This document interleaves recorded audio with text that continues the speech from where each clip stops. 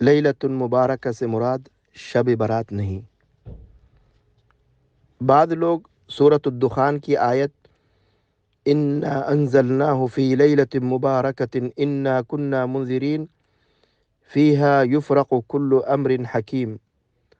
سورۃ الدخان آیت 3 اور 4، یقیناً ہم نے اس یعنی قرآن کو بابرکت رات میں نازل کیا ہے، بے شک ہم ڈرانے والے ہیں۔ اس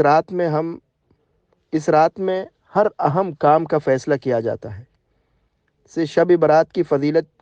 کشیدنی کی کوشش کرتے ہیں، حالانکہ اگر یہی لوگ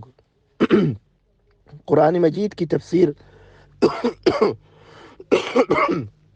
اپنی منشا کے مطابق کرنے کے بجائے خود قرآن ہی سے تلاش کریں تو مسئلہ حل ہو جائے، کیونکہ قرآن مجید ہی میں یہ آیت بھی ہے، بسم اللہ الرحمن الرحیم انا انزلناہ فی لیلۃ القدر، بے شک ہم نے اسے لیلۃ القدر میں اتارا ہے۔ اب اس آیت کو سامنے رکھیں تو پتہ چلتا ہے کہ لیلۃ المبارکہ دراصل لیلۃ القدر ہی کا نام ہے، جو رمضان المبارک میں ہے، جیسا کہ سورۃ البقرہ میں ہے،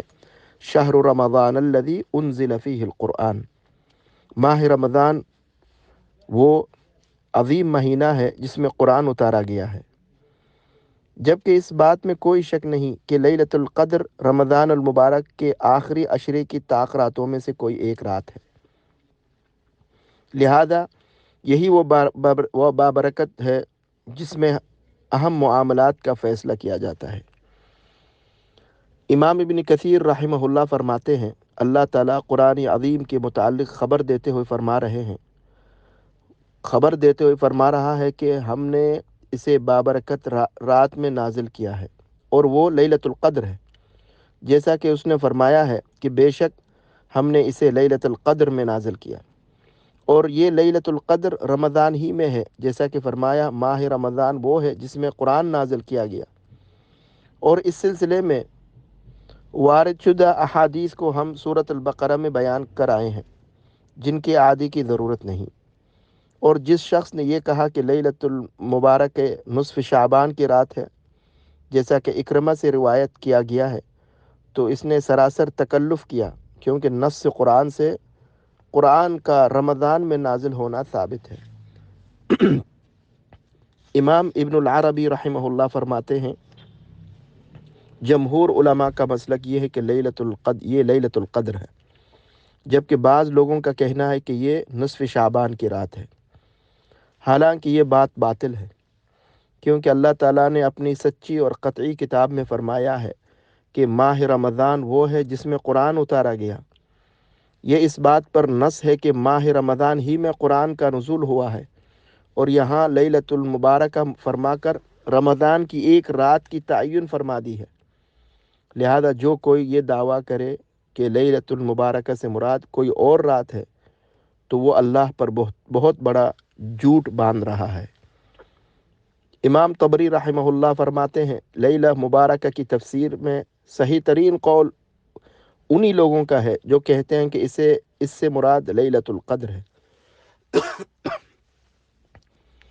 امام قرطبی رحمہ اللہ فرماتے ہیں کہ درست بات یہی ہے کہ اس سے مراد لیلۃ القدر ہے۔ قاضی شوکانی رحمہ اللہ لکھتے ہیں کہ برحق مذہب جمہور ہی کا ہے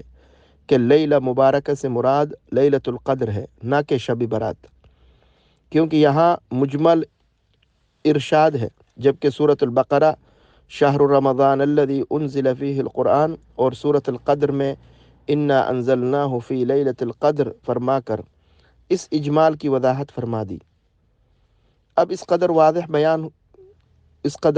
بیان کے ہوتے ہوئے اختلاف کا سبب نہیں رہتا، اور نہ ہی اشتباہ کا باعث باقی رہتا ہے۔ شیخ عبداللہ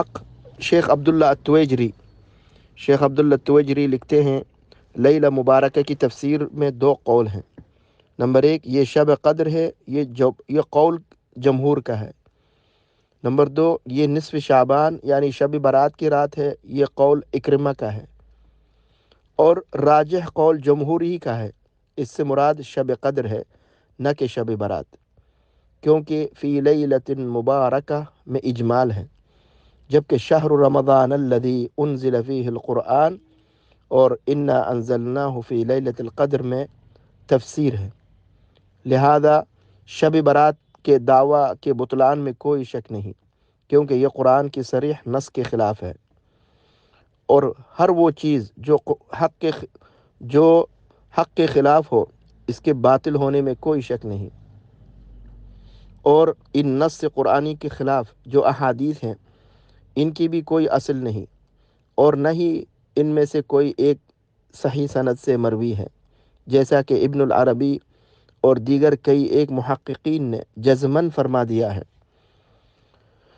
پس تعجب ہے اس شخص پر جو قرآن کی واضح نص کی بلا کسی مستند دلیل کے مخالفت کیے جا رہا ہے،